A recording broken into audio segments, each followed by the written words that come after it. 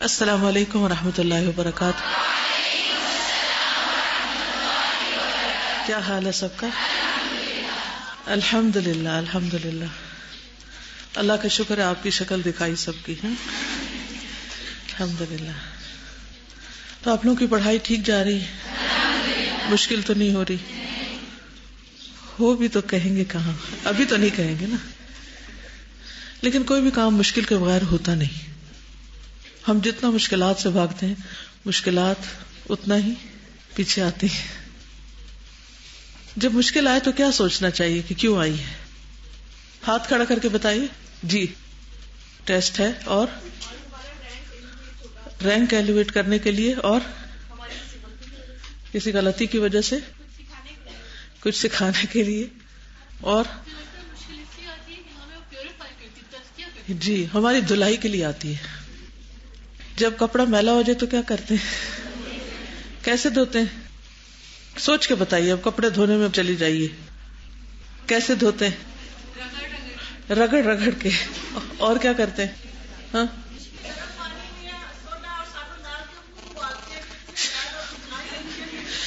کبھی چولہے پہ چڑھا کے اس میں سرف اور سوڈا اور بہت سخت قسم کے ڈٹرجنٹ ڈال کے خوب ابالتے ہیں، کاٹتے ہیں اس کو تاکہ وہ اچھی طرح صاف ہو جائے. اور کیا کرتے ہیں؟ سب ٹائم برش سے رگڑنا پڑتا ہے. اور کیا کرتے ہیں؟ بعض اوقات کپڑے کو پتھر میں مارتے اور بعض اوقات اس کے اوپر ڈنڈے مارتے ہیں. اور ایک پانی سے نہیں، کئی پانی سے نکالتے ہیں. ٹھیک ہے نا؟ ایک دفعہ ڈالتے ہیں پھر دیکھتے نہیں ابھی میلا ہے، ایک دفعہ اور ڈالو، ایک دفعہ اور ڈالو. بالکل. آزمائش ہمیں توڑنے کے لیے، ختم کرنے کے لیے، کوئی ریونج لینے کے لیے نہیں آتی، بلکہ ہمیں صاف کرنے کے لیے آتی. اور یہ صفائی تو بہت ضروری ہے، اس کے بغیر ہم سیدھے نہیں ہوتے. اسی لیے اللہ تعالیٰ فرماتا ہے نا فَعَسَىٰ أَن تَكْرَهُوا شَيْئًا وَيَجْعَلَ اللَّهُ فِيهِ خَيْرًا كَثِيرًا. خیرًا کثیرا، وہ خیر کثیر اس کے بغیر ملتی نہیں. اور جو جتنا رگڑا جاتا ہے، جتنا چمکایا جاتا ہے، وہ اتنا ہی نکھر کے بہتر انسان بنتا ہے. اگر اس کو ڈائریکشن صحیح مل جائے تو وہ ایک صحیح رخ پہ چل پڑتا ہے. اور پھر اس سے جو خیر پھوٹتی، اس سے جو چمک نکلتی، اس سے پھر دنیا روشن ہوتی. وہ انسان صرف اپنے فائدے کا نہیں رہتا بلکہ سب کو فائدہ پہنچانے والا بن جاتا ہے. لیکن ہم میں سے ہر شخص جب کوئی تکلیف آتی ہے تو عموماً یا تو مایوس ہونے لگتا ہے یا پھر اس کو صرف اپنے گناہوں کا ہی نتیجہ سمجھتا ہے. حالانکہ اللہ سبحانہ وتعالیٰ جب کسی بندے کو پسند کرتا ہے، حدیث میں آتا ہے جب کسی بندے کو پسند کرتا ہے، جب کسی بندے سے محبت کرتا ہے تو اس کو آزمائش میں ڈال دیتا ہے. ہم اس محبت کو کیوں نہیں محسوس کرتے کہ اللہ نے میرے ساتھ خیر کا ارادہ کر لیا ہے اور اس میں میرے لیے بھلائی ہی بھلائی ہے.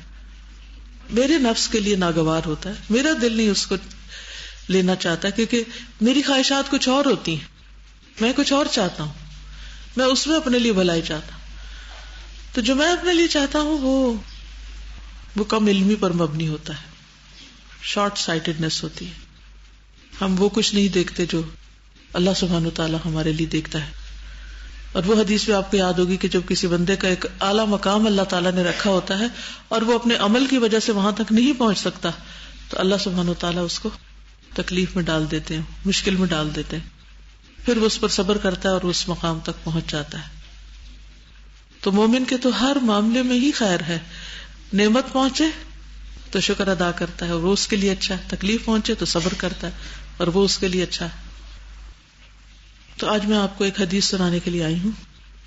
راہ چلتے جانا میں نے کہیں اور تھا لیکن میں نے اسلام آباد کا روٹ لے لیا کہ آپ سب سے ملاقات ہو جائے. تو انشاءاللہ ایک حدیث شیئر کروں گی آپ لوگوں کے ساتھ.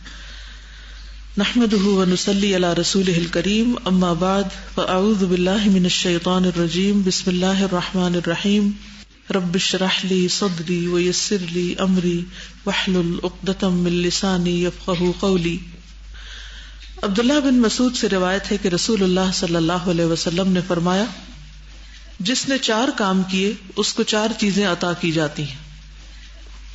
جس نے 4 کام کیے اس کو 4 چیزیں عطا کی جاتی ہیں.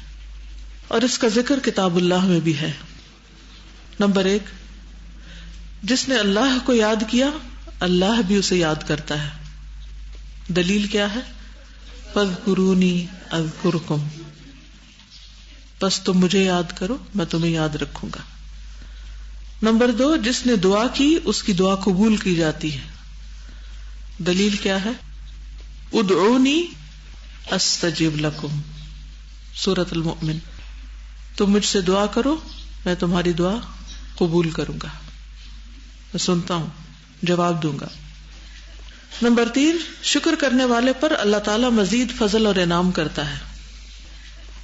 لئن شکرتم لأزیدنکم، سورۃ ابراہیم آیت 7۔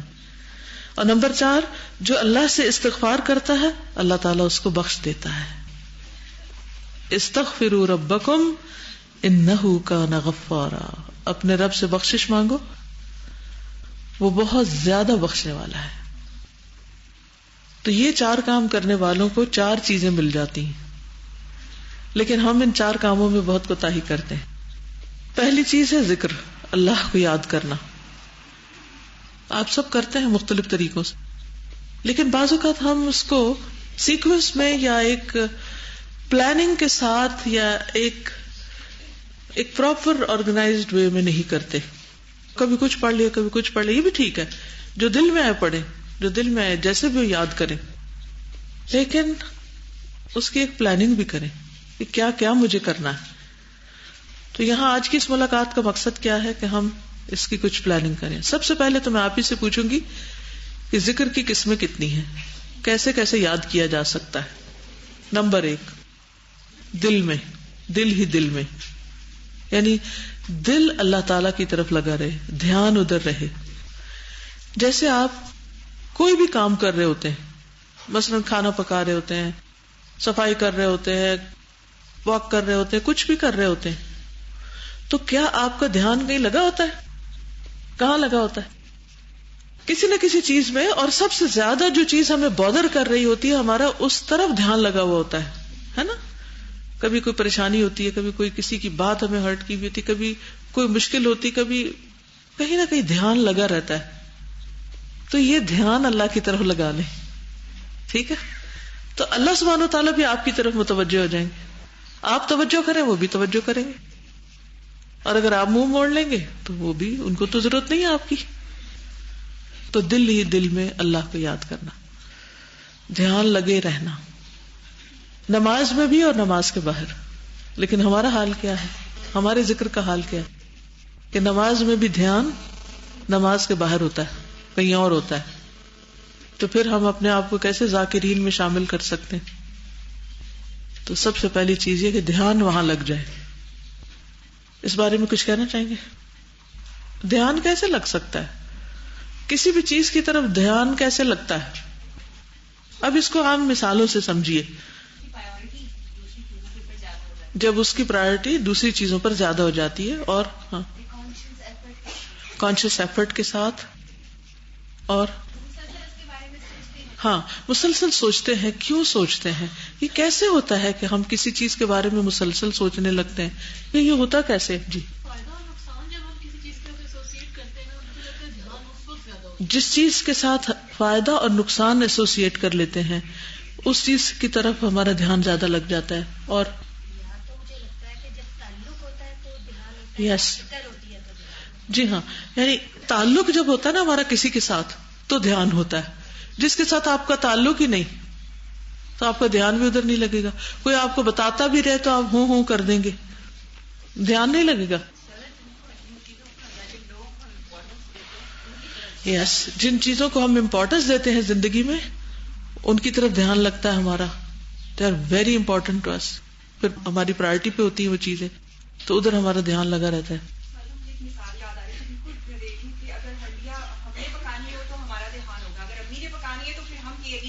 ہمارا پرسنل کوئی اس کے ساتھ ریلیشن ہونا چاہیے، یا ہماری وہ ذمہ داری ہوتی ہے چیز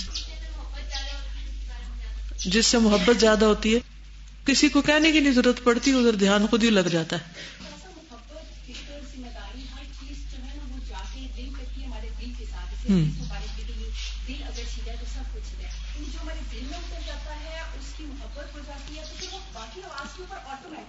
بالکل خود بخود پھر اس طرف چلا جاتا ہے. تو اگر اللہ سبحانہ تعالیٰ سے ہماری محبت ہر چیز سے زیادہ ہوگی تو ہمارا دھیان خود بخود ادھر لگا رہے گا. ہر چیز میں اس کی یاد آئے گی. سورج کو دیکھیں گے تو اس کی یاد آئے گی, سورج غروب ہوگا تو اس کو یاد کریں گے, بادل دیکھیں گے تو اس کو یاد کریں گے, ہوا چلے گی تو, سردی ہوگی تو, گرمی ہوگی تو, کچھ بھی ہوگا تو دھیان ادھر ہی ہوگا. ہر چیز میں اس کی طرف خیال جائے گا. جیسے کسی انسان سے محبت ہوتی ہے تو پھر ہم ہر چیز میں اس کو دیکھنے لگتے ہیں اور اس کے اعتبار سے ان چیزوں کو پرکھنے لگتے ہیں. تو ہمارا ٹارگٹ کیا ہونا چاہیے کہ کسی بھی انسان سے زیادہ اللہ کی محبت ہمارے دل میں ایسی ہو یا اللہ کا خوف اتنا زیادہ ہو کہ ہمارا دھیان اس کی طرف لگ جائے. تو اس کا فائدہ کیا ہوگا؟ فَاذْكُرُونِي أَذْكُرْكُمْ. ایسے بندے اللہ تعالیٰ کی نگاہ میں ہوں گے. فَإِنَّكَ بِأَعْيُنِنَا.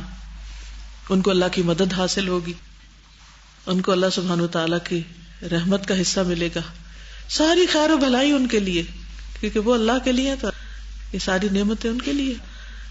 اور ذکر کیسے ہوتا ہے اور یاد کیسے ہوتی ہے؟ زبان سے. ٹھیک ہے, زبان سے اس کا تذکرہ کرتے رہتے ہیں, اس کی بات کرتے رہتے ہیں یا اس کو یاد کرتے رہتے ہیں. اللہ سبحانہ وتعالیٰ کو زبان سے یاد کرنے کا طریقہ کیا ہو سکتا ہے؟ تلاوت قرآن مجید, کیونکہ اللہ کا کلام ہے. ٹھیک ہے, اب اس کو میں نے کہا نا تھا کہ آرگنائز کرنا ہے, پلان کرنا ہے کہ کیسے کیسے کیا کیا کرنا ہے, زبان سے کیا کیا کرنا ہے. دل سے کرنے کے لیے تو محبت کو پیدا کرنا ہے, اور محبت پیدا کرنے کے لیے پھر وہ کون کون سے کام ہیں جن سے محبت پیدا ہوتی ہے ان کو کرنا ہے. اور دوسری طرف جب زبان سے کرتے ہیں تو اس میں نمبر 1 تلاوت. تو تلاوت کس کس وقت کرنی ہے؟ جب ہوم ورک ملے گا, اور جب ہوم ورک ختم ہوں گے تو تلاوت ختم. زندگی بھر کے لیے ایسا طریقہ اختیار کیجئے کہ کچھ بھی ہو جائے, سفر میں, حضر میں, کچھ بھی, لیکن آپ کی تلاوت نہ چھوٹے. اور اس میں ایک تو روزانہ کا کچھ حصہ پڑھنے کا اپنا مقرر کر لیجئے. دوسرے, جیسے صبح 4 بجے سے لے کے 6 بجے کے درمیان ایک ریسرچ کے مطابق دماغ سب سے زیادہ ایکٹیو ہوتا ہے, 100% کام کر رہا ہوتا ہے, اٹینٹیو ہوتا ہے. اس ٹائم پیریڈ کے اندر کچھ نہ کچھ حفظ کرنے کی کوشش کیجیے, چاہے ایک آیت ہی کیوں نہ ہو, یا جو حفظ کیا اور بھولا پڑا ہے اس کو آپ ریوائز کرنا شروع کر دیں. یعنی کوئی نہ کوئی صورت اس نقطہ نظر سے ریوائز کریں یا آگے اپنا سبق بنائیں کہ میں نے قرآن کا کچھ حصہ سینے میں ڈالنا ہے اللہ کو یاد کرنے کے لیے. یعنی 4 سے 6 صبح کا. اگر 4 بجے آپ اٹھتے تو ٹھیک ہے, اور اگر 4:30 اٹھتے ہیں یا 5 اٹھتے ہیں تو 6 بجے تک تو سبھی اٹھ جاتے ہیں, کیونکہ اٹھنا ہی ہے, نماز پڑھنی ہے.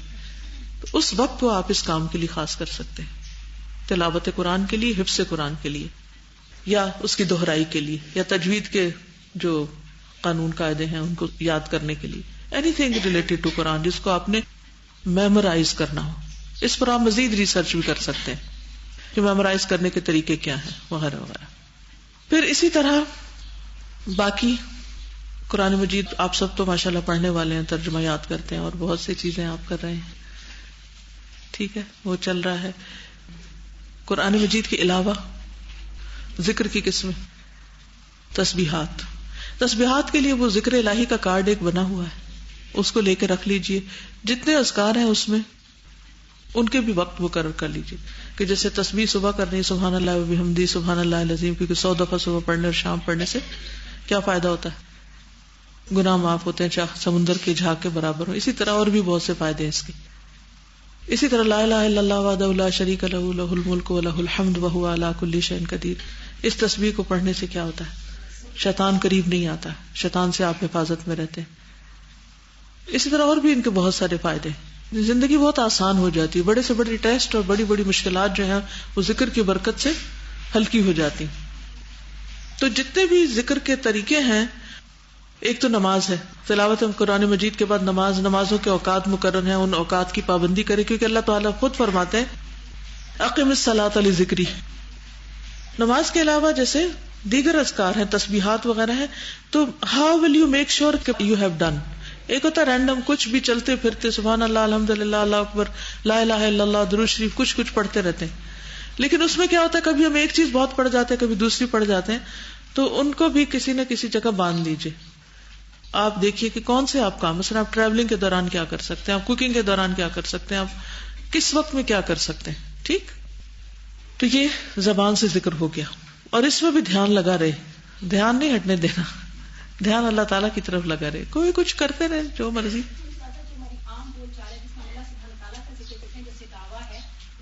جی تذکرہ جس کو کہتے ہیں نا، تذکرہ. آپ دوسروں سے تذکرہ کریں، آپ انفارمل وے میں تذکرہ کریں، آپ فارمل وے میں تذکرہ کریں، تذکیر کریں، درس دیں، کچھ بھی کریں، تعلیم دیں. یہ سارا پھر زبانی ذکر ہو جاتا ہے. ٹھیک ہے نا. اور کیا ہو سکتا ہے اس میں؟ جی ذکر میں صبح شام کی دعائیں، سونے جاگنے کی دعائیں پڑھ رہے ہیں؟ مزہ آ رہا ہے پڑھ کے؟ الحمدللہ. اس کو بھی آپ دیکھیں آرگنائز کیا ہے نا، ایک کتاب کی شکل میں لائے ہیں. وہ کتاب ڈارک بلو کلر کی ہے، کہیں بھی پڑھی ہو نظر آ جاتی ہے، اور پھر یاد دلاتی رہتی کہ میں ہوں، مجھے بھولنا نہیں، سونے سے پہلے بھولنا نہیں. تو اس سے کیا ہوا ہے کہ وہ سارے اکٹھے کر کے ایک جگہ سرہانے پڑے ہوئے ہیں تو اب یاد آ جاتے ہیں. اور اگر نہیں پڑھے تھے تو بڑی بڑی کتابوں میں رکھے ہوئے تھے، لکھے ہوئے تھے، تو ہم اسے کر تو نہیں سکے نا، کر نہیں پاتے پھر. تو اس لیے ان ساری چیزوں کو آرگنائز کرنا بہت ضروری ہے. اب اگر یہ کتاب آپ کے سرہانے نہیں پڑھی نا، آپ پڑھ نہیں سکتے پھر، تو اس کو سرہانے رکھنا ضروری. یہ ہے میرا مقصد آرگنائز کرنے کا. جی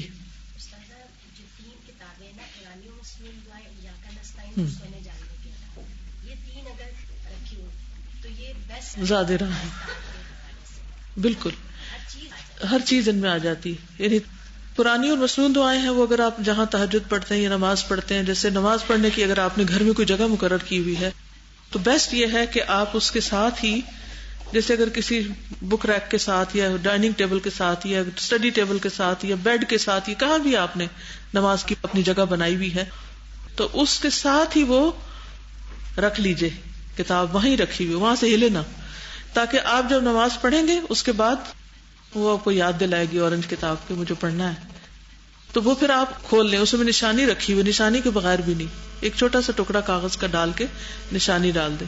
اب وہ ہر روز اگر 2 صفحے بھی پڑھتے جائیں، 4 بھی پڑھتے جائیں، جتنی آپ کی توفیق ہو، تو ایک دن میں ختم کر لیں، 2 میں کر لیں، ہفتے میں کر لیں، لیکن وہ ساری دعائیں کور ہو جائیں گی. پھر اسی طرح صبح شام کی دعائیں ہیں. جی آپ کچھ کہہ رہے ہیں؟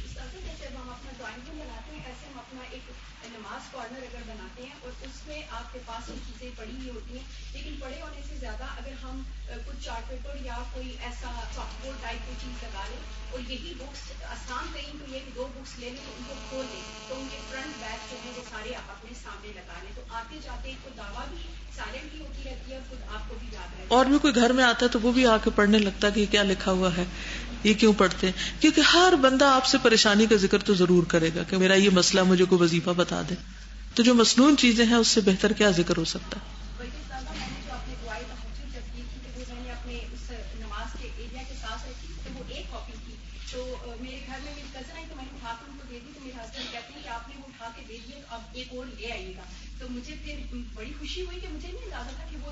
پڑھ رہے ہیں بالکل خاموش تبلیغ بھی ہے نا. ٹھیک ہے جی. آپ قرآنی اور مسنون دعاؤں کی ایپ بھی بن گئی ہے الحمدللہ. ایاک نستعین کی تو بنی ہوئی تھی اور قرآنی اور مسنون کی بنی ہوئی ہے, اور اس کے علاوہ ایک اور ایپ بھی بنی ہوئی ہے, اس کا پتہ ہے آپ کو؟ Quran for all. Yes, in every hand in every heart. تو ہینڈ میں آ گیا. اب جو بھی جب سننا چاہیں آپ کھولیں اور اپنا لیسن ریوائز کریں, کچھ کریں. تو جس کے پاس بھی اینڈرائڈ ہے یا اسمارٹ فونز ہیں جن پر وہ ایپ کھلتی ہے تو تجوید کا لیسن نکال لیں, کچھ نکال لیں, انشاءاللہ تعالی فارغ نہیں رہ سکتے. ذکر ہی ذکر ہے. اور جی شاباش, اسماء حسنہ سے پکارنا.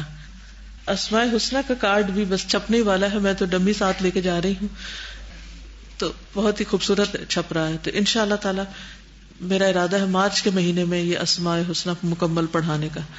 تو اگر وہ یعنی پورے ہو جاتے ہیں تو پھر انشاءاللہ اللہ کے ناموں کے ساتھ یاد کرنے کا خود اللہ تعالیٰ نے حکم دیا, وَلِلَّهِ الْأَسْمَاءُ الْحُسْنَى فَادْعُوهُ بِهَا. اللہ کے ہیں سب اچھے اچھے خوبصورت نام, اسے ان ناموں کے ساتھ پکارو. یہ اللہ تعالیٰ نے خود حکم دیا ہے, فَادْعُونِي. تو اس کے ساتھ دعائیں بھی مانگ سکتے ہیں. دعاؤں کی شکل میں اذکار کرنا, تذکرہ تذکرہ میں اور کیسے کیسے کر سکتے ہیں تذکرہ؟ ازواج مطہرات کو اللہ تعالیٰ نے حکم دیا تھا. کسی کو وہ آیت یاد ہے؟ شاباش. وَاذْكُرْنَ مَا يُتْلَى فِي بُيُوتِكُنَّ مِنْ آیَاتِ اللَّهِ وَالْحِکْمَةِ، کہ اللہ کی آیات اور حکمت کی باتوں میں سے جو اللہ تعالیٰ نے نازل کیا ہے اس کا تم ذکر کرتی رہو، یعنی خود بھی پڑھو اور دوسروں کو بھی بتاؤ، تذکرہ بھی کرو ان کا. ٹھیک. بنی اسرائیل کو اللہ تعالیٰ نے حکم دیا تھا نا ذکر کا، یا بنی اسرائیل اذکروا نعمتی التی انعمت علیکم. تو اس سے یہ بھی پتہ چلتا ہے کہ نعمتوں کا بھی ذکر کرنا چاہیے، نعمتوں کو بھی یاد رکھنا چاہیے اور نعمتوں کا بھی تذکرہ کرنا چاہیے. اما بنعمت ربک فحدث، رب کی نعمتوں کی تحدیث کیجیے، ان کو بیان کیجیے. ٹھیک ہے. اب اس کو اگر آپ آرگنائزڈ وے میں کر لیں نا تو اپنے پاس لکھ کے رکھ لیں کیا کیا کرنا ہے، تو انشاءاللہ وہ چارٹ اگر بن جائے گا تو اس سے پھر آپ بھولیں گی نہیں. جی آپ. شاباش، ویری گڈ. ایک ہوتی ہے اللہ سبحانہ وتعالیٰ سے اپنی زبان میں بات کرنا، یہ سارے اذکار اور یہ ذکر کی قسمیں تو بہت اچھی ہیں. اب ایک ہے اپنے دل ہی دل میں پکارنا، زبان سے پکارنا، اپنے مسائل بیان کرنا، اپنے انداز میں رب کو یاد کرنا. جو بیسٹ سے بیسٹ، اچھے سے اچھا طریقہ آپ سوچ سکتے ہیں اپنے رب سے کمیونیکیٹ کرنے کا. پیغمبروں کی جو دعائیں ہیں ان میں اگر آپ غور و فکر کریں تو آپ کو یہی انداز نظر آئے گا. یونس علیہ السلام پہ جب مشکل آئی تو انہوں نے کیا کیا؟ لا الہ الا انت سبحانک انی کنت من الظالمین. ہمیں مشکل آئے تو کیا کرنے چاہیے؟ اللہ اللہ ربی لا اشرک بہ شیئا. جب کوئی مشکل پڑتی ہے ہمیں سب سے پہلے کون یاد آتا ہے؟ سچ بولیے. کسی کو امی یاد آتی، کسی کو ابا یاد آتے، کسی کو کوئی یاد آتا ہے. تو جب تک اللہ سبحانہ و تعالیٰ سب سے پہلے یاد نہ آئے تو ابھی تک پھر ہم پیچھے ہیں، ایمان ناقص ہے. صبر پہلی چوٹ اور پہلے صدمے پہ ہوتا ہے نا. جب ہمارا دل گھبراتا ہے، ہمیں مشکل پڑتی ہے تو ہم کہتے ہیں کس سے بات کروں، کس کو دکھ سناؤں، کس کو فون کروں، کس کے سامنے اپنے فرسٹریشن کا اظہار کروں. اور جہاں ہمیں کوئی ذرا سا بھی ہمدرد مل جائے تو ہم اس کو قصہ سنانے لگ جاتے ہیں، راہ چلتے قصہ سنانے لگ جاتے ہیں. اکثر لوگوں کا یہ مسئلہ ہوتا ہے کہ میری ایک پریشانی ہے، مجھے اس کا ذکر کرنا ہے آپ سے. ہم کیوں سمجھتے ہیں کہ انسانوں کے پاس کوئی جادو کی چھڑی ہے کہ وہ ہمارا مسئلہ سنتے ہی حل کر دیں گے. ٹھیک ہے، کسی سے ایڈوائس لینا وہ بھی ایک کام ہے، لیکن کیا آپ نے واقعی اس معاملے میں بھی اللہ سبحانہ تعالیٰ سے کوئی رہنمائی لی؟ اللہ کو کتنا پکارا ہے. جب ہم اللہ سبحانہ تعالیٰ کو پکار لیتے ہیں نا، یاد کر لیتے ہیں، خوب خوب رو کے دعائیں التجائیں کرتے ہیں تو اللہ تعالیٰ ہمارے دل میں حل بھی ڈال دیتا ہے. پھر جا کر اگر کسی ایک بندے سے ہم بات کرتے ہیں تو اللہ تعالیٰ اس کے منہ سے کوئی ہماری رہنمائی کی بات کروا دیتا ہے. لیکن جب ہم اللہ کو بھول کر بندوں کو دکھ سناتے رہتے ہیں تو کبھی مسائل حل نہیں ہوتے. پھر ہم ایک وتیرہ بنا لیتے ہیں، اس کو مسئلہ سنایا، اس سے مایوس ہوئے تو اس کو سنایا، اس کو سنایا، اس کو سنایا، سارا وقت صرف کہانیاں کرتے رہتے ہیں. اور ان سے بھی ہم حل کوئی نہیں چاہ رہے ہوتے کہ وہ ہمیں کوئی سولوشن بتائیں، ان کو بھی صرف سنانا چاہتے ہیں. کتنی سنائیں گے اور کتنی دفعہ سنائیں گے؟ اور آج تک سنا سنا کے انہوں نے دیا کیا؟ لوگوں نے ہماری کیا مدد کی؟ ٹھیک ہے، تو کیا کرنا ہے؟ فَاذْكُرُونِي أَذْكُرْكُمْ فَاذْكُرُونِي أَذْكُرْكُمْ أَذْكُرْكُمْ. یہ کون وعدہ کر رہا ہے؟ اللہ تعالیٰ. اللہ سبحانہ تعالیٰ سے بڑھ کر اپنے وعدوں میں کون سچا ہے؟ کوئی بھی نہیں. ہماری کتنی خواہش ہوتی ہے کہ لوگ ہمیں یاد رکھیں، اور ہمیں کتنی خوشی ہوتی ہے جب ہمیں کوئی یاد رکھتا ہے. ہمیں کیوں نہیں خوشی ہوتی جب ہم ذکر کرتے ہیں اور ہم سوچتے ہیں کہ اللہ تعالیٰ مجھے یاد کر رہا ہے. اور یہ بھی بات ہے اس کا، تم اکیلے یاد کرو گے تو اکیلا کرو، جیسے چاہتے ہو، تمہاری چوائس ہے. سب کے بیچ میں یاد کرو گے تو میں اس سے بہتر مجلس میں تمہارا ذکر کروں گا. تو اس سے زیادہ خوش ہونے کی کوئی بات ہے؟ اور لوگوں سے ہم ناراض کیوں ہوتے ہیں اکثر؟ تم نے مجھے یاد نہیں رکھا، تم بھول گئے مجھے تو بلایا ہی نہیں، مجھے انوائٹ ہی نہیں کیا، میرا نام ہی نہیں لکھا، مجھے میل ہی نہیں کی، میں کیوں بھولی تمہیں؟ اس پر ناراض رہتے ہیں لوگوں سے، کیونکہ بندوں سے ہی سب کچھ چاہتے ہیں اور بندے ہیں محتاج، فقیر. وہ ہمیں صرف مایوس کر سکتے. جس کو یہ یقین ہو جائے کہ فاذکرونی اذکرکم، اس کا پیٹ بھر جاتا ہے. جب پیٹ بھر جاتا ہے تو پھر کچھ اور نہیں چاہیے ہوتا. کیا خیال ہے؟ ہمارے یقین میں آخر کیوں کمی ہے؟ کیوں کمی؟ کیا مسئلہ ہے ہمیں؟ اور پھر بھول جاتے ہیں. ایک دفعہ ایمان تازہ ہوتا ہے، پکا کرتے ہیں، پھر سوچتے ہیں اب تو ایسا ہی کریں گے، پھر پھسل جاتے، پھر گر پڑتے، پھر وہیں آ کھڑے ہوتے. کیوں ایسے ہو جاتا ہے؟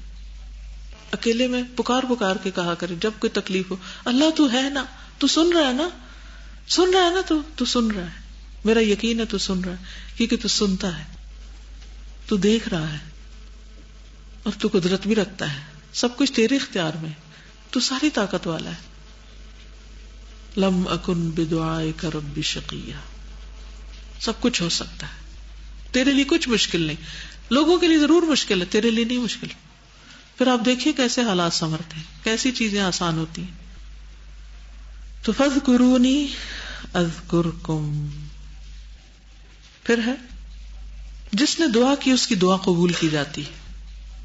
تو دعا کرنے میں بھی ہمیں کیا کرنا چاہیے؟ کیسے دعا مانگنی چاہیے؟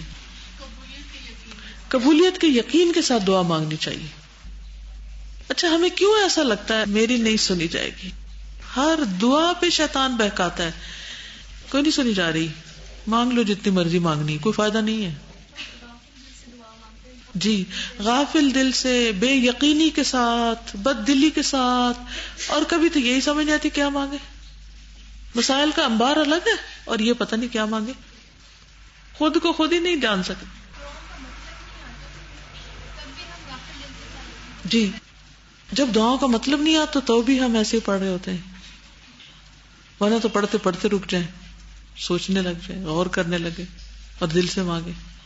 چلے اس وقت آپ کوئی اچھی سی دعا مانگے اپنے لیے اور دوسروں کے لیے، ابھی مانگے، دیر کیوں کریں. امام ابن تیمیہ سجدوں میں کثرت سے پڑھتے تھے ربی اعنی علی ذکرک و شکرک و حسن عبادتک، کیونکہ جس کو توفیق ہو جائے گی ذکر کی، شکر کی، وہ تو مالا مال ہے، اور اچھی عبادت کی.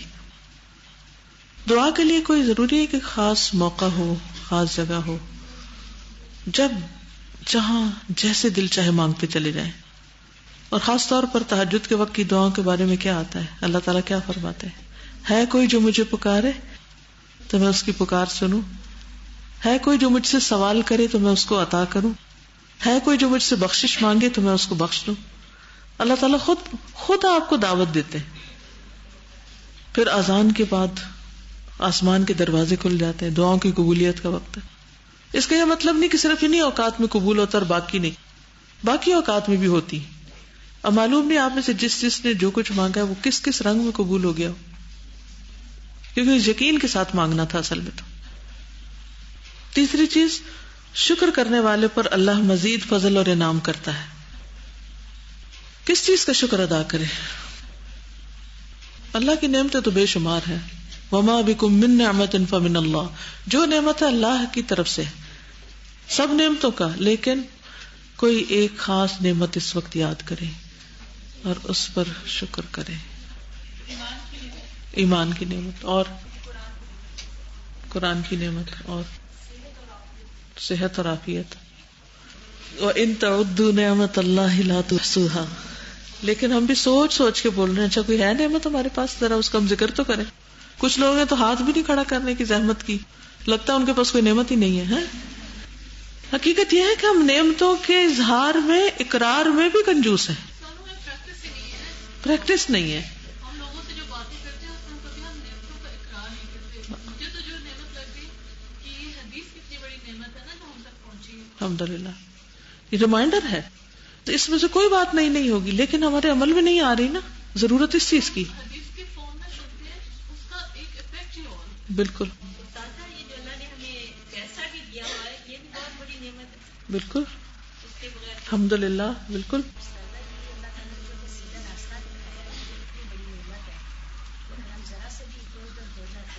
بالکل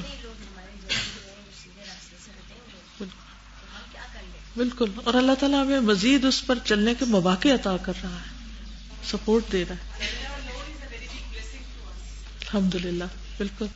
اور پھر صراط الذین انعمت علیہم، اللہ سبحانہ تعالیٰ نے ہمیں محبت دی ہے اس راستے کی، ان لوگوں کی کہ جن پہ اللہ نے فضل کیا ہے، جن پر اللہ نے انعام کیا ہے، من النبیین والصدیقین والشہداء والصالحین. بہت بڑی نعمت ہے اللہ کی. یہ جو آپ کو حمد کی دعائیں بتائی گئی تھی نا، اسٹوڈنٹس ریسورسز پر ہیں بھی صحیح، شاید آپ نے دیکھی ہو. تو حضرت حسن بصری کو ام سلمہ نے پالا تھا نا، یعنی تابعی تھے. تو وہ جب کوئی خطبہ یا کوئی درس دیتے تھے اس سے پہلے یہ پڑھا کرتے تھے. اور میرا دل چاہتا ہے کہ اس کو ہم پرنٹ کرا لیں اور ایک ایک لفظ اس کا آتا ہو. اتنی خوبصورت الفاظ میں اللہ کی حمد کی ہوئی ہے. ہمیں حمد نہیں کرنی آتی، ہمیں اس میں ایک ایک نعمت کا ذکر ہے، اس میں وہ نعمت کا ذکر کرتے پھر حمد کہتے، پھر نعمت کا ذکر کرتے پھر حمد کرتے، اور آن اینڈ آن، نعمت کے بعد نعمت، اور ایسی ایسی نعمتیں جس کے بارے میں ہمارا کبھی دھیان بھی نہیں گیا. تو اللہ سبحانہ تعالیٰ نے ایسے لوگ چنے ہیں نا، کچھ دی تو سب کو صلاحیت ہے، لیکن کچھ نے استعمال کی اور کچھ نے شیطان کے بہکاوے میں آ کے ضائع کر دی. تو کچھ لوگ ان چیزوں کو جو محسوس کرتے ہیں پھر ان کو الفاظ کی شکل دیتے ہیں، پھر ان کو لکھ دیتے ہیں، پھر ان کو نسلوں کے لیے چھوڑ دیتے ہیں. کئی 100 سال سے وہ کتابوں میں چیز موجود ہے، اور آج اگر کوئی اچھے خوبصورت الفاظ میں پڑھ کر ہم تک پہنچا دیتا ہے تو اس کا بھی شکریہ، اور اتنی بڑی نعمت. تو حمد کے ایسے الفاظ جو نبی صلی اللہ علیہ وسلم سے ہوں، جو صحابہ سے مروی ہوں، جو تابعین سے مروی ہوں، ان کو پڑھتے رہنا چاہیے، سنتے رہنا چاہیے، ان کا ذکر کرنا چاہیے ان الفاظ میں، خوبصورت الفاظ میں، کیونکہ یہ ایک بہت پاورفل چیز ہے. اسی لیے حضرت سلمان علیہ السلام نے کہا تھا رب اوزعنی ان اشکر نعمتک التی انعمت علی، اللہ مجھے توفیق دے، مجھے کرنا سکھا دے. ہمیں تو شکر آتا نہیں ہے، کرنا مشکل ہی ہے. تو شکر کرنے والے پر اللہ تعالیٰ مزید فضل اور انعام کرتا ہے. لئن شکرتم لازیدنکم. اور چوتھی چیز جو اللہ سے استغفار کرتا ہے، اللہ اس کی مغفرت کرتا ہے. ہر وقت ہم سے گناہ ہوتے ہیں، ہر وقت تو غلطیاں ہوتی ہیں، اور ہم اسی میں الجھے اٹکے رہتے ہیں. غلطی ہو گئی، ہم سے غلطی ہو گئی، اب کیا کریں، پتہ نہیں معافی ہوگی کہ نہیں. جتنا وقت اس میں ضائع کر رہے ہیں کہ معافی ہوگی یا نہیں، اتنے وقت میں کیا کریں اور معافی مانگ لیں، اور اس یقین کے ساتھ مانگے کہ فَقُلْتُ اسْتَغْفِرُوا رَبَّكُمْ إِنَّهُ كَانَ غَفَّارًا يُرْسِلِ السَّمَاءَ عَلَيْكُمْ مِدْرَارًا وَيُمْدِدْكُمْ بِأَمْوَالٍ وَبَنِينَ وَيَجْعَلْ لَكُمْ أَنْهَارًا مَا لَكُمْ لَا تَرْجُونَ لِلَّهِ وَقَارًا. اللہ سب کچھ دے گا، استغفار کی ضرورت ہے، کثرت سے استغفار کی ضرورت ہے، خوب خوب بخشش مانگنے کی ضرورت ہے. اور اللہ تعالیٰ اس سے خوش ہوتے ہیں. جب ہم سے غلطی ہو جاتی ہے نا، ہم مایوسی کی طرف زیادہ ٹلٹ ہونے لگتے ہیں، ہمت چھوڑ بیٹھتے ہیں. اب اتنی بڑی غلطی ہوگی، اب تو کیا ہوگا. دیکھیں اللہ تعالیٰ ایسے لوگوں سے محبت کرتے ہیں جو توبہ کرتے ہیں. یحب التوابین. تو گویا میں توبہ کر رہی ہوں تو اللہ مجھ سے محبت کر رہا ہے، میں ایسا کام کر رہی ہوں کہ جس سے اللہ تعالیٰ مجھ سے محبت کرے. تو غلطی تو جو ہونی تھی ہو گئی. ایسے پھسلتے ہیں کہ پتہ ہی نہیں چلتا. کبھی اپنے آپ پر نظر رکھیں اور دیکھیں کہ اچھا کہاں میں پھسلتی ہوں. ہم دوسروں کو تو بڑا دیکھتے ہیں، اچھا یہ کیا کرتی ہے اور یہ کہاں سے پھسلتی ہے، اب بھلا دیکھتے ہیں اس کے منہ سے کیا لفظ نکلتا ہے، اور اب بھلا دیکھتے ہیں کدھر جاتی ہے. کتنا ہم جائزہ لے رہے ہوتے ہیں اوروں کا، انکانشیسلی بھی. دوسروں کے عیب چننا بہت آسان ہے. اس نگاہ کو اپنی طرف موڑ لیں، لیمپ کا رخ ادھر کر لیں، اپنی طرف کر لیں، اور خوب جائزہ لینا شروع کر دیا کر. اچھا بھلا ابھی کیا کہوں گی، اب وہ مجھے جو اس طرح کہے گا تو پھر میرا ریئیکشن کیا ہوگا، تو پھر کیا ہوگا، تو پھر کیا ہوگا. اور آپ یقین کریں آپ کو ایسی غلطیاں نظر آنے لگیں گی اپنے اندر کہ حقیقت میں رو کے معافی مانگیں گے پھر. اور جتنا رو کے اللہ سے مانگیں گے اتنا دل نرم ہوگا، اتنی پھر اللہ کی محبت اور بڑھے گی. کیونکہ اللہ تعالیٰ اب آپ سے محبت کر رہا ہے اس کیفیت میں. جب آپ کرب سے تڑپ رہے ہیں اور کہہ رہے ہیں اللہ میں گناہ گار ہوں تو مجھے معاف کر دے، تو جب کوئی نعمت دور جانے لگے، جب کوئی نعمت چھننے لگے تو فوراً استغفار شروع کرے. کوئی کام رکنے لگے تو استغفار کرے، کسی چیز کی ضرورت پڑ جائے تو استغفار کرے. اللہ تعالیٰ ایسے ایسے راستے کھولے گا، ایسے ایسے دروازے کھولے گا کہ آپ حیران ہو جائیں گے کہ میں نے تو کبھی سوچا بھی نہ تھا اتنی نعمتوں کا جو اللہ نے مجھ پر کر دی. اس لیے کثرت سے استغفار، یعنی جسے کہتے ہیں نا کہ ہر وقت کوئی دوا جیب میں لے کے پھرنا، کچھ مشکل ہے فوراً استغفار، فوراً استغفار. امام ابن تیمیہ ایک ایک آیت کے لیے 100 تفاسیر دیکھا کرتے تھے، پھر کسی ویران مسجد میں نکل جاتے، یعنی ایسے علاقے میں جہاں مسجد آباد نہ ہوتی، مسافر جیسے ہوتے ہیں، کبھی آیا کوئی پڑ گیا، آبادیوں سے دور جو مسجدیں ہوتی، وہاں پر اپنے منہ کو مٹی لگاتے، اللہ کے آگے روتے، عاجزی کرتے، کثرت سے استغفار پڑھتے کہ اللہ مجھے علم دے، اے آدم کو سکھانے والے مجھے بھی سکھا دے، اے ابراہیم کو سکھانے والے مجھے بھی سکھا دے، اے سلیمان کو فہم دینے والے مجھے بھی فہم دے دے. اور جب انہیں کوئی بات سمجھ میں نہ آتی تو وہ استغفار شروع کر دیتے کہ اللہ تعالیٰ شرح صدر کر دے. اگر دل میں ایک رکاوٹ محسوس ہو رہی ہے نا، ایک گلٹ یا ایک ایمپٹینس، یا ایسا کہ جیسے کچھ کیا نہیں، یا لگتا ہے کچھ وقت ضائع ہو گیا، یا کچھ میں نے غلط کر دیا. سم ٹائم تو ہمیں غلطی نظر آ رہی ہوتی اور سم ٹائم ہمیں غلطی نظر نہیں آ رہی ہوتی.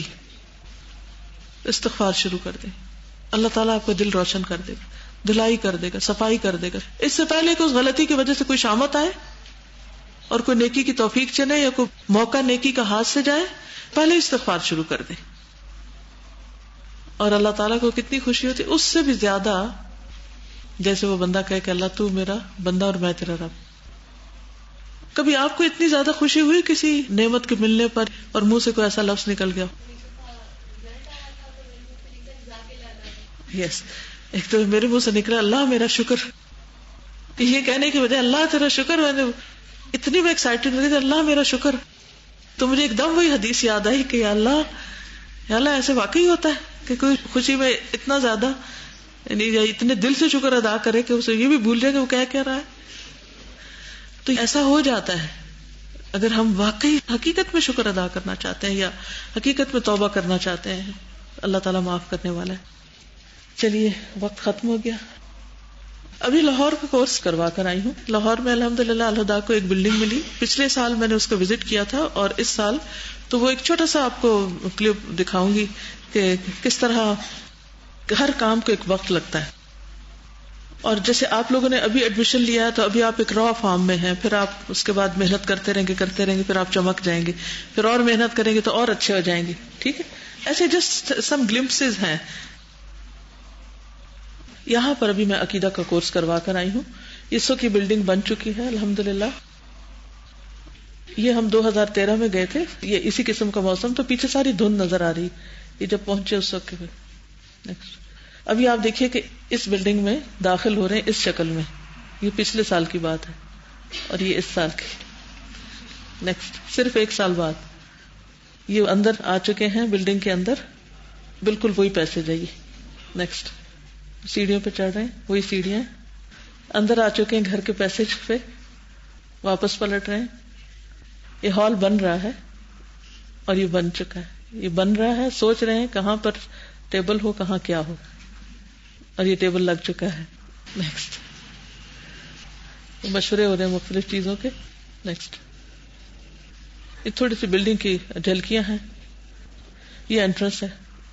پتہ چل رہا ہے اسلام آباد کا بورڈ ہے، ایک لاہور کا ہے. لیکچر ہال کے اندر جانے کے دروازے.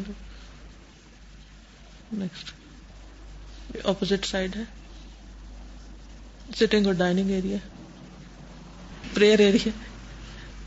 یہ لائبریری ابھی بن رہی ہے، کچھ چیزیں رکھی ہوئی. نیکسٹ ہر چیز ایک را فارم میں. پھر ایک سال بعد اس کو دیکھیں گے تو کچھ اور نظر آئے گا. یہ بیسمنٹ ایریا ہے جس میں اسٹوڈینٹس کا ہاسٹل ہوگا. نیکسٹ کافی روشن ہے، یہ بھی بیسمنٹ کا ہال ہے، دونوں طرف سے روشنی آتی. نیکسٹ یہ بیڈ رومز ہیں، میٹرس وغیرہ ہے. نماز کا ایریا، سرونگ ایریا چھت پہ ہے. یہ اوپر ابھی بنے گا، تھوڑا رہتا ہے ابھی کام. وضو کا ایریا، واش رومز کی سائڈ ہے. یہ اوپر چھت سے نظر آتا ہے باہر، روف ٹاپ. نیکسٹ سولر انرجی وہاں پر ارینجمنٹ ہے. یہ سولر انرجی کے پینلز لگے ہوئے. بیسیکلی یہ جن اسٹوڈینٹس نے پڑھ لیا ہے یا جو اسٹاف ہے ان کے لیے جیسے ابھی عقیدہ واسطیہ کا شارٹ کورس ہوا ہے، پھر کچھ عرصے کے بعد ایک اور کورس ہوگا. پھر اسی طرح مختلف شہروں سے جیسے آس پاس لاہور کے گرد کے شہر ہیں ان سب کو بلا کر وہاں پر مختلف سبجیکٹس کے لیے ٹریننگ وغیرہ دی جائے گی. تو ایک ریسرچ اور ٹریننگ سینٹر سمجھیں. ٹھیک ہے. آپ کو دکھانے کا مقصد یہ تھا کہ تھوڑا سا انداز ہو جائے کہ میں کہاں سے ہو کر آ رہی ہوں. دوسرا یہ کہ یہ چیز مجھے بہت فیسینیٹ کی تھی کہ جب چیزیں را شکل میں ہوتی ہیں تو انسان کو کچھ نظر نہیں آتا کہ یہاں کیا بنے گا, کیا ہوگا, اور کب بنے گا, اور کیسا ہوگا, کیا شکل ہوگی. جس طرح آپ لوگ ابھی پڑھ رہے ہیں تو پھر آپ کو یہ فکر ہے کہ پتہ نہیں کیا ہوگا. یہ توہمات سب کے اندر ہوتے ہیں, لیکن جب بن جاتا ہے تو پھر انسان کہتا ہے کہ ہاں. اور اسی طرح مجھے یہ بھی خیال آ رہا تھا کہ ایک یہ دنیا کے گھر ہیں جس میں ہم رہے, اور ایک جنت. جنت تو ہم نے دیکھی نہیں, تو ہمیں اس گھر کے لیے نہیں, اس گھر کے لیے کوشش کرنی ہے جو ہمیشہ کے لیے. چلیے اجازت. سبحانک اللہم و بحمدک اشہد ان لا الہ الا انت استغفرک و اتوب الیک. السلام علیکم و رحمۃ اللہ وبرکاتہ.